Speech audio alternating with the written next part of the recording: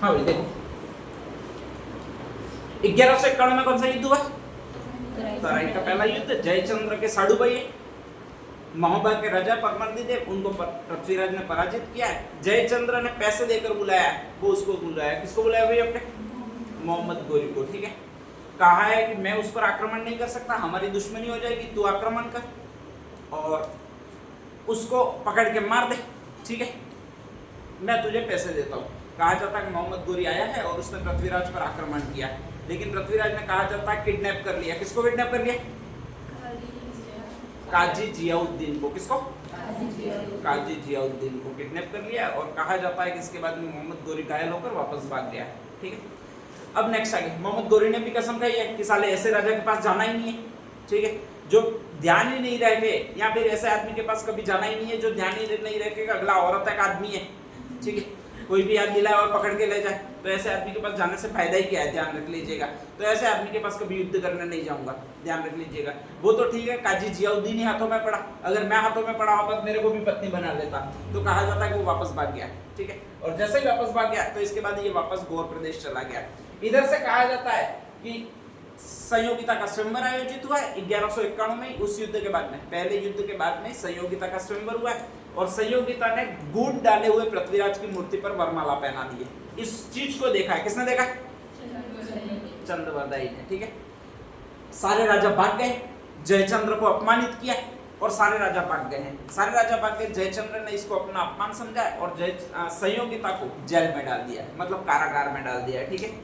चंद्रवरदाई वहां से पृथ्वीराज के पास आता है और वो पृथ्वीराज को फिर चढ़ाता है कि तू यहाँ पर प्रैक्टिस ही करता रहता है, फालतू काम के। उसको उठा लाया, किसको उठा के लाया? काजी जियाउद्दीन को। वास्तव में उठानी किसको थी?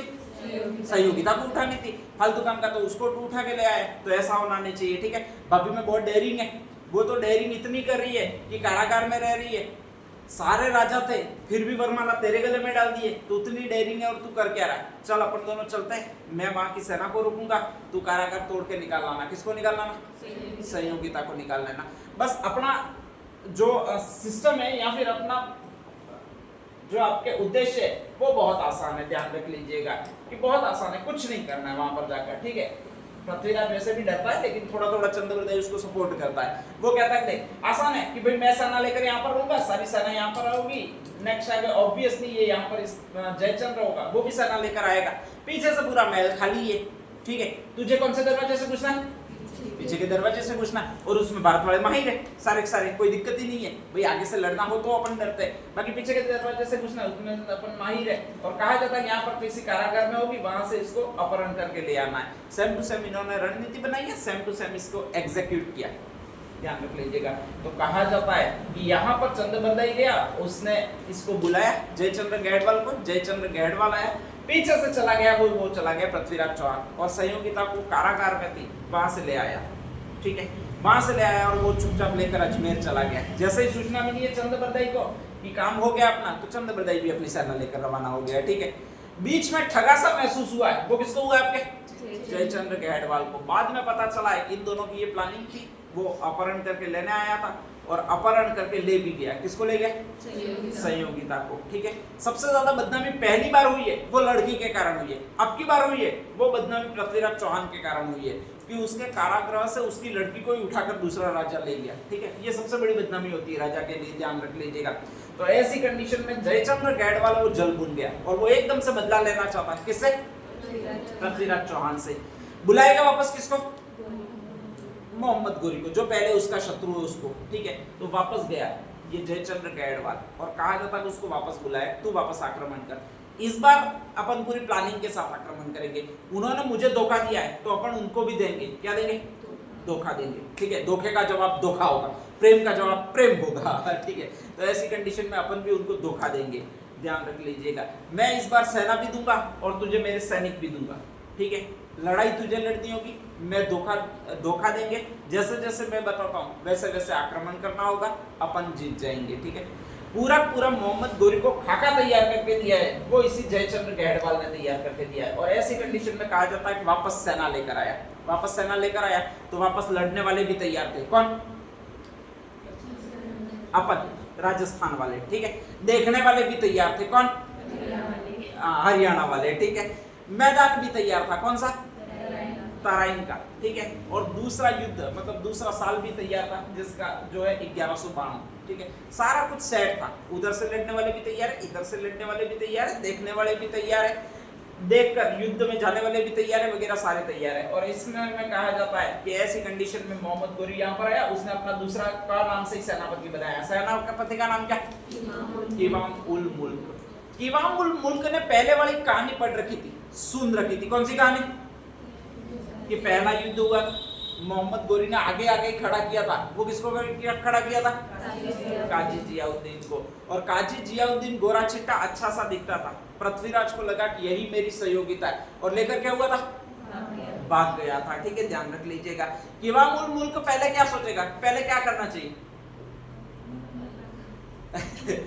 भाई अरे चेहरा ढकना चाहिए, ऐसा नहीं, चेहरा नहीं ढकेगा चलेगा, ठीक है। पहला काम ये करना चाहिए, एक संधि करनी चाहिए। किससे संधि करनी चाहिए? पृथ्वीराज चौहान से। साला युद्ध नहीं हो तो अच्छा है, नहीं तो फिर वो काजी जियाउद्दीन की जगह मुझे भी गोरी समझ ले और सीधा सीधा लेकर भाग जाए तो फिर प्रॉब्लम है, ठीक है, आदमी की इज्जत लुट जाएगी। तो ऐसी कंडीशन में कहा जाता है कि इमाम उल मुल्क वो मध्यस्थ बना है, संधि करने वाला बना है। पहली बार संधि प्रस्ताव लेकर गया। किसके साथ संधि प्रस्ताव लेकर गया? पृथ्वीराज के पास संधि प्रस्ताव लेकर गया, ठीक है। पृथ्वीराज बोले कि ना मैं तो युद्ध करूंगा, और रणनीति तो मेरी पहले वाली होगी, ध्यान रख लीजिएगा, ठीक है। सबसे ज्यादा डर रहा है वो यही डर रहा है बेचारा। कौन डर रहा है आपके? इमाम उल मुल्क डर रहा है, ध्यान रख लीजिएगा, ठीक है। मोहम्मद गोरी भी डर रहा है। मोहम्मद गोरी सेकंड नंबर पर तो वही खड़ा, ठीक है, हाथ लग जाए जिसको भी ले जाए। पृथ्वीराज चौहान लेकर भागने में माहिर है, सहयोगिता को लेकर भागा, काजी जियाउद्दीन को लेकर भागा, ठीक है। और ऐसी वो इच्छिनी कुमारी, ये तो और भी खतरनाक लेडी है, ठीक है, ध्यान रख लीजिएगा। इच्छिनी कुमारी को पसंद नहीं करता है, लेकिन इच्छिनी कुमारी पड़ी हुई है वो पीछे, पृथ्वीराज चौहान के पीछे पड़ी हुई है, और हर बार ये प्रूव करना चाहती है कि मैं तुम्हारे लिए जान भी दे सकती हूँ। अचानक पृथ्वीराज चौहान बोल देता है जान दे के दिखा, तो वास्तव में ये दे भी देती है। तराइन के सेकंड युद्ध में लड़ती हुई मारी गई एकमात्र रानी है, वो यही है। नाम कौन सा भैया आपके? इच्छिनी कुमारी, जिसने पृथ्वीराज चौहान के साथ युद्ध में भाग लिया है, और फिर कहा जाता है कि लड़ती हुई वीरगति को प्राप्त हुई है।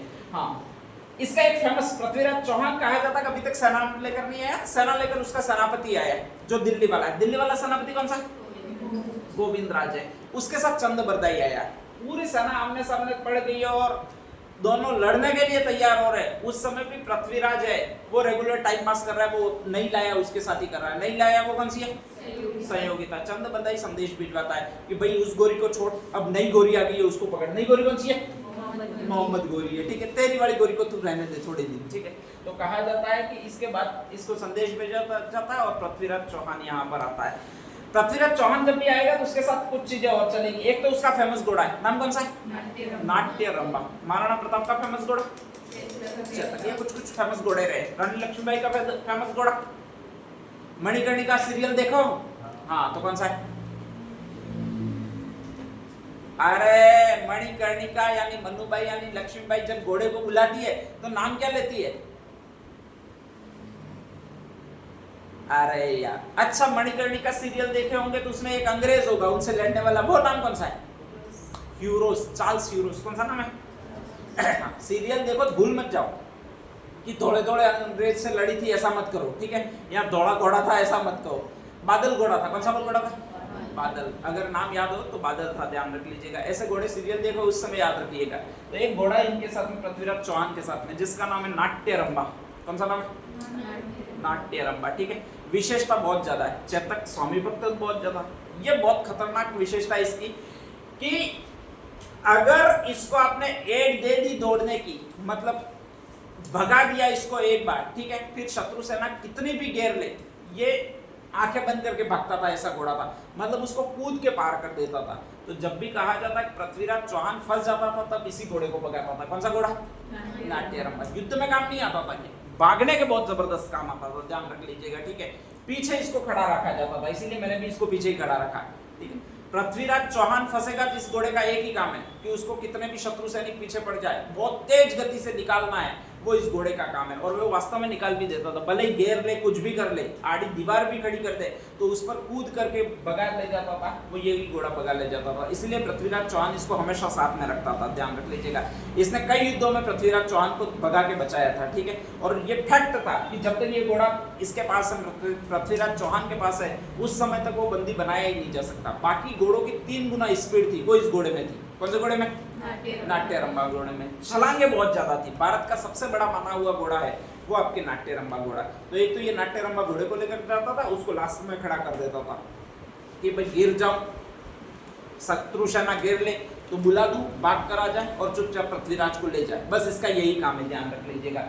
इसके 2 सेनापति और है, उसमें से एक का नाम उदयराज है और एक का नाम ये है, नाम कौन सा है इसका? एक सेनापति और है, उसका नाम कौन सा भी है आपके? गोविंदराज, ठीक है। तो पृथ्वीराज चौहान भी इधर से युद्ध करने के लिए जाता है। ये मोहम्मद गोरी और किवामुल मुल्क दोनों डर रहे हैं, और इन दोनों में से सबसे ज्यादा डर रहा है वो ये डर रहा है, नाम कौन सा है? किवामुल मुल्क, जो आगे खड़ा हो। तो वो बार बार कह रहा है युद्ध को टालने के लिए, किसको कह रहा है आपके? मोहम्मद गोरी को। इसी ने इस युद्ध की मध्यस्थता की थी और ये चाहता था कि युद्ध बिल्कुल हो ही नहीं, लेकिन वो अवश्यंभावी था। जयचंद्र गैडवाल था, वो लास्ट में खड़ा था, वो कह रहा है मैं सेना दे रहा हूँ तू लड़, मैं सेना दे रहा हूँ तू लड़ वगैरह क्यों। और वो मोहम्मद गोरी को जैसे जैसे कह रहा था, मोहम्मद गोरी इसको कह रहा था, किसको कह रहा था? किवामुल मुल्क को, तू आगे बढ़ लो, ठीक है, ध्यान रख लीजिएगा। किवामुल मुल्क वापस कह रहा था, वापस तो ले जाओगे मुझे। तो फिर नेक्स्ट आगे यही इनका चल रहा है, ठीक है। कहा जाता है एक रात को अचानक मोहम्मद गोरी ने धोखा किया। जयचंद्र गैडवाल ने कहा कि कोई युद्ध के नियमों का पालन नहीं करना, जब भी रात होगी, पृथ्वीराज की सेना सोई हुई होगी, उस समय तुम्हें अटैक करना है, ठीक है। ऐसी कंडीशन में कहा जाता है मोहम्मद गोरी ने इसको कहा और इसने आनंद फानंद में युद्ध कर दिया, शुरू कर दिया। रात की 3-1 बजी थी।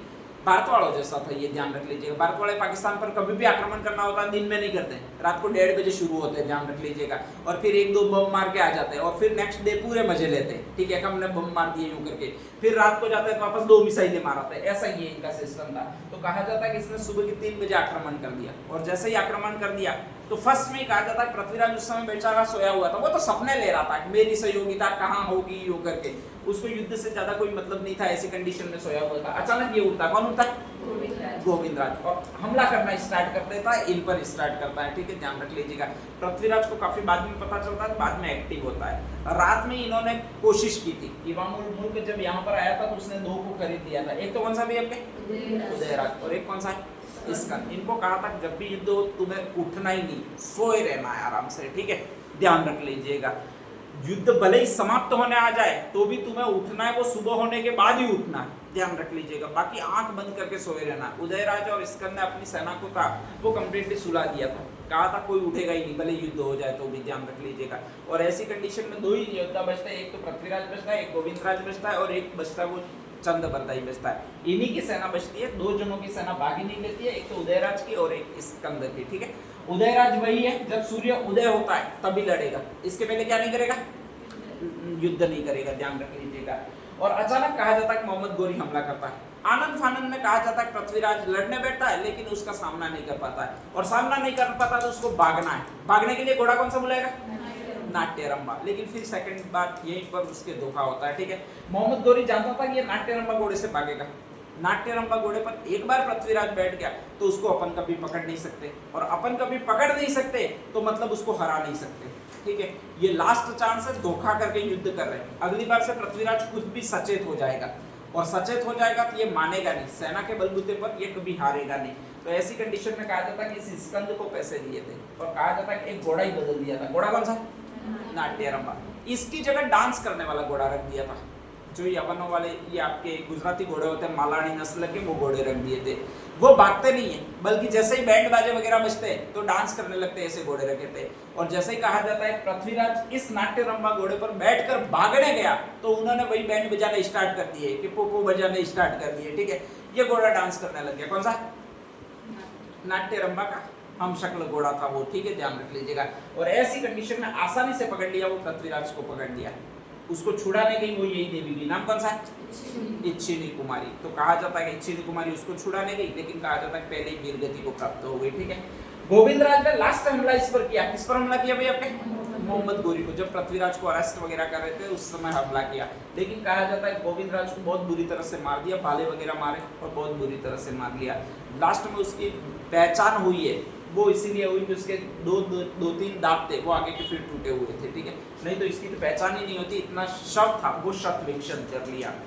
नेक्स्ट है, कहा जाता है कि ये पृथ्वीराज जैसे ही भागा तो एक नदी आ गई, सिरसा नदी, और वहीं पर कहा जाता है बैंड बाजे बजाए गए, और नेक्स्ट आगे वहीं पर कहा जाता है कि पृथ्वीराज चौहान को बंदी बना लिया गया। और जैसे ही बंदी बना लिया गया तो नेक्स्ट आगे यहाँ पर इसको कोई छुड़ा नहीं ले, इसलिए मोहम्मद गोरी ने कहा कि इसको सीधा गौर प्रदेश ले जाओ। कहाँ पर ले जाओ? काबुल, ध्यान रख लीजिएगा, ठीक है, वहीं पर गौर प्रदेश आता है तो वहीं पर इसको ले जाओ, ध्यान रख लीजिएगा।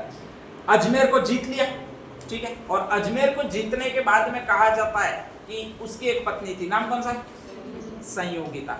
उसने भी आत्मरक्षा में बहुत ज्यादा कोशिश की, ठीक है, खुद घायल हुई सैनिक को सारे लड़ते लड़ते, और फिर कहा जाता है कि वो एक तरह से वीर गति को प्राप्त हुई या फिर मर गई, ये कहा जाता है, ध्यान रख लीजिएगा। हाँ, ये जितने भी लोग थे, ये वेस्टर्न वाले जितने भी मुस्लिम लोग थे, वो औरतों के साथ बहुत ज्यादा अत्याचार करते थे, और उनमें एक बीमारी होती है विशेषकर, ये ऐसा लगता है मुझे तो कभी कभी, इसको कहा जाता है नेक्रोफिलिया। कौन सी बीमारी कहा जाता है? नेक्रोफिलिया, ध्यान रख लीजिएगा, ठीक है। ये इनमें लगभग बीमारी होती है क्योंकि उनका एजुकेशन सिस्टम इस तरह का बना हुआ है, तो इसलिए ये एक बीमारी होती है। और इसमें आदमी होता है वो हमेशा रिलेशन बनाने पर ही बल देता है और कुछ होता ही नहीं है, ठीक है। तो यहाँ पर भी यही हुआ कि तराइन के द्वितीय युद्ध में शव प्राप्त हुआ। वो किसका शव प्राप्त हुआ? संयोगिता का। किसका? संयोगिता का, ध्यान रख लीजिएगा, लड़ते हुए मारी गई, ठीक है, तो उसका शव प्राप्त होता है। लेकिन शव के साथ भी अनंत बार रेप केसेस होते हैं, वो इनमें होते ही है। ये नेक्रोफिलिया, इसलिए ये आपके जो पाकिस्तान वगैरह है वहां पर कोई भी खूबसूरत लड़की मरती है तो उसके शव को दफना के रखते हैं, दफनाया जाता ही है ऑब्वियसली। इसके बाद में उस पर कब्र पर आपके गेट लगाया जाता है, उसमें ताले लगाए जाते हैं, और जो परिजन होते हैं वो उनकी रक्षा करते हैं। 10-15 दिनों तक शव गड़ नहीं जाए तब तक उसकी रक्षा करते हैं, पहरेदारी करते हैं, ध्यान रख लीजिएगा। ऐसा ही नहीं होता है कि उसको डायरेक्टली छोड़ दिया जाता वगैरह नहीं होता है। ये सारे मानसिक विकारी लोग हैं, और मानसिक विकारी लोग हैं तो वो यही सोचते हैं कि ये लड़की है, जिंदा है, यही मानते हैं, ठीक है, तो उस पर रिलेशन बनाने पर, उस पर बलात्कार करने पर ज्यादा बल देते हैं। तो ऐसा कैसा इस केस में भी हुआ है, ठीक है, ध्यान रख लीजिएगा। कहा जाता है संयोगिता का लगभग 3000 बार मरे हुए शव का बलात्कार हुआ है, और इसके बाद में उसको फेंक दिया गया है। ये सारे फैक्ट लगा लोगे, खैर छोड़िएगा। पृथ्वीराज चौहान को ले गए अपन, कहाँ पर? काबुल में। कहाँ पर? काबुल में। बाद में गया वहां पर चंदबरदाई गया, ठीक है, चंदबरदाई कोशिश कर रहा है किसी तरह से इसको छुड़ा लो। किसको? पृथ्वीराज चौहान को, ठीक है। कहा जाता है कि इससे पहले ही उसकी आंखें वगैरह सारी फोड़ डाली है। किसने? मोहम्मद गोरी ने। बाई चांस यहाँ से भाग जाए तो भी ऐसा वापस युद्ध वगैरह कर नहीं सके, ठीक है। और फिर कहा जाता है कि उससे चंदबरदाई को मिलने दिया जा रहा है। अब जैसे ही चंदबरदाई मिलता है तो कहा जाता है कि पृथ्वीराज चौहान कहता है कि यार इस पीड़ा से मुझे मुक्ति पानी है, बहुत थक गया हूँ जिंदा रहते रहते, क्योंकि आंखें निकाल दी, बहुत टॉर्चर किया, नाखून निकाल दिए मेरे, बहुत दर्द हुआ है, तो इस समय मैं जी नहीं पाऊंगा। लेकिन एक ऑप्शन है मेरे पास में, और वो ऑप्शन ये है कि मैं एक उद्देश्य है कि मैं इस मोहम्मद गोरी को मार के मरना चाहता हूँ। किसको? मोहम्मद गोरी को मार के मरना चाहता हूँ, ठीक है। तो कहा जाता है कि ऐसी कंडीशन में वो प्लान बनाता कैसे मोहम्मद गोरी को मारे, और वो दोनों बातें करने लगते हैं। इसी समय मोहम्मद गोरी आ जाता है, और मोहम्मद गोरी जैसे ही आ जाता है तो वो उसको यही कहता है कि अपने अंधे राजा से क्या बातें कर रहे हो, मुझे भी बताओ, ठीक है। अब तो इसकी आंखें भी नहीं रही है, धनुष वार कैसे करता होगा, या फिर तुम बातों से ही वार करते हो, कभी भी वार करना जानते हो, यूं कहता है। चंदबरदाई थोड़ा सा उसको उकसाता है कि तुम क्या समझते हो मेरा राजा अभी भी वार नहीं कर सकता, तुम एक बार उसे खोल कर देखो, ठीक है। निशाने पर वार करता है और ये शब्द भेदी बाण चलाता है। शब्द भेदी शब्द कभी सुना नहीं होता है। किसने नहीं सुना होता? मोहम्मद गोरी ने। तो वो इस जाल में फंस जाता है। वो कहता है अच्छा शब्द भेदी बाण कैसा होता है, चला के मुझे दिखाओ। तो कहा जाता है कि ऐसी कंडीशन में इन्होंने क्या किया, एक पूरा प्लान बनाया और कहा कि आप एक गोखड़े में बैठोगे, मतलब मोहम्मद गोरी, यहाँ पर बकरा बांधा जाएगा और यहाँ पर आपके खड़ा किया जाएगा। किसको खड़ा किया जाएगा? पृथ्वीराज चौहान को खड़ा किया जाएगा, ध्यान रख लीजिएगा, ठीक है। और कहा जाता है कि ऐसी कंडीशन में ये तीर चलाएगा और इस बकरे को मारेगा, और मैं इसको लोकेशन यानी दिशा बताऊंगा। दिशा बताऊंगा वो प्राकृत लैंग्वेज में बताऊंगा या फिर संस्कृत लैंग्वेज में बताऊंगा। दोनों ही लैंग्वेज नहीं जानता। वो कौन नहीं जानता? मोहम्मद गोरी नहीं जानता है, ठीक है। वो ये सोचता है कि ये दिशा बता रहा है, वो इस बकरे की बता रहा है, ध्यान रख लीजिएगा। तो ऐसी कंडीशन में कहा जाता है पृथ्वीराज चौहान जो अंधा है उसको तीर देकर खड़ा किया जाता है। बीच में बकरा बांधा जाता है और फिर कहा जाता है कि ये एक दोहा बोलता है, वो भी अपने खड़ी बोली में, अवधि में दोहा बोलता है, ध्यान रख लीजिएगा, खड़ी बोली में दोहा बोलता है, ठीक है। तो स्पेशली कहा था 4 बांस, मतलब 4 आपके बांस लगे इतनी ऊंचाई है, ठीक है। फिर कहा जाता है कि 4 हाथ, फिर अंगुल अष्ट प्रमाण, मतलब 4 हाथ की ऊंचाई है, इसके बाद में 8 अंगुलियों की ऊंचाई है, और ता बैठो है सुल्तान मत चूको चौहान, इस तरह से दोहा बोलता है, ध्यान रख लीजिएगा। वहीं पर सुल्तान बैठा है और तुम्हें चूकना नहीं है, ठीक है। अभी तक मोहम्मद गोरी कह रहा है कि इस बकरे को निशाना बनाएगा, कौन सा बकरे को, जो बीच में बांधा हुआ है। पृथ्वीराज कह रहा है कि मैं इस बकरे को निशाना बनाऊंगा, कौन सा बकरा, मोहम्मद गोरी। और कहा जाता है कि ये यहाँ पर आपके निशाना लगाता है और मर जाता है, कौन मर जाता है भाई आपके, मोहम्मद गोरी। बाद में कहा जाता है कि सेना दौड़ती है इसको मारने के लिए, तो उस समय चंद बरदाई जाता है और ये और दोनों मारकर, एक दूसरे को मारकर आत्महत्या कर लेते हैं, ठीक है। काल्पनिक कहानी है, ऐसा कुछ हुआ नहीं था, मैं पहले ही बोल देता हूँ, ठीक है। वो किताबों में लिखा हुआ है, इसलिए कभी आ जाए तो आपको याद रहे इसलिए बताया। 4 बांस 24 गज अंगुल अष्ट प्रमाण, ता बैठो है सुल्तान मत चूको चौहान। ये दोहा किसने कहा था, दोहा किसने कहा, चंद बरदाई ने कहा है। दोहा इंपॉर्टेंट है इसलिए बताया है, ध्यान रख लीजिएगा। और बोली कौन सी है, खड़ी बोली। कौन सी बोली है, खड़ी बोली, जिसको कहा जाता है खड़ी बोली मिश्रित अवधि, और इसकी मूल भाषा है वो प्राकृत है, ध्यान रख लीजिएगा।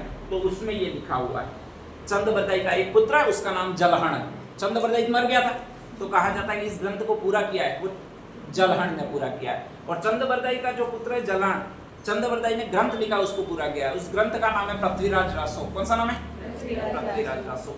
ये सारी घटना हुई है वो काबुल में हुई है, तो ये ग्रंथ भी पूरा हुआ है वो वहीं पर पूरा हुआ है, ये कहा जाता है। कहाँ पर, काबुल में। जब पृथ्वीराज को वहां पर काबुल में मरा है, तो उसको दफनाया गया है, वो भी काबुल में ही दफनाया गया है। कहाँ पर दफनाया गया, काबुल में दफनाया गया, इसलिए ये सारी स्टोरी बताई है, ठीक है। सारी स्टोरी ये गलत है, कैसी है, गलत है, काल्पनिक है, ठीक है। अपन ने खुद को वीर बताने के लिए ऐसी स्टोरी क्रिएट कर दी है, ध्यान रख लीजिएगा, ठीक है। वो साले क्रूर ही बहुत ज्यादा थे। कहा जाता है पृथ्वीराज के नाखून निकले, इसके बाद इसकी आंखें फोड़ी, और फिर कहा जाता है कि उसके शव को भी इस तरह शव विकसित कर दिया और वहीं पर फेंक दिया गया। कालांतर में कहा जाता है कुछ लोग गए और उसने उनको दफनाया गया, ठीक है। ये सारा हो चुका था, वो 1192-93 तक कंप्लीट हो चुका था, ध्यान रख लीजिएगा। मोहम्मद गोरी इसके बाद भी 14 साल जिया है, और 1206 में खोखरों के विरुद्ध, एक खोखर और जाति थी, उनके विरुद्ध लड़ता हुआ वो मारा गया। तो वो मरा, वो 1206 में मरा। कब मरा, 1206 में मरा है, ठीक है। फिल्में भी बनती है, वो काल्पनिक बन रही है आपकी, ध्यान रख लीजिएगा, सही चीजें नहीं दिखाई जाती है, बल्कि 1206 में वो मरा है, तो 1206 की जो घटना है उसमें मरेगा। नेक्स्ट आगे कहा जाता है काबुल में उसकी छतरी थी, कुछ लोग यहाँ से गए, ये भारत आजाद होने के बाद में, और जहाँ पर भी वहाँ पर वो आपके दफना दिया गया था, जहाँ पर स्मारक बना हुआ था, वहाँ से कुछ मिट्टी वगैरह लाई, क्योंकि ये सारी घटनाएं वो 1191 की है, आज से 1000 साल पहले की है। 1000 साल तक तो पृथ्वी में अवशेष रहेंगे भी नहीं पृथ्वीराज चौहान पर, तो नेक्स्ट आगे कुछ मिट्टी लाए और उसको यहीं पर आकर वापस दफनाया। कहाँ पर दफनाया, अजमेर में। और वहीं पर कहा जाता है कि एक चबूतरा बना हुआ है या छतरी बनी हुई है, जिसको किसकी छतरी कहा जाता है भैया, पृथ्वीराज चौहान की छतरी कहा जाता है, ठीक है, ध्यान रख लीजिएगा। तो ये सारा हुआ है, वो घटना इसी तराइन के द्वितीय युद्ध में हुई है। नेक्स्ट लाइन डाल दीजिएगा, तराइन का द्वितीय युद्ध, ये तो डाल ही दिया होगा।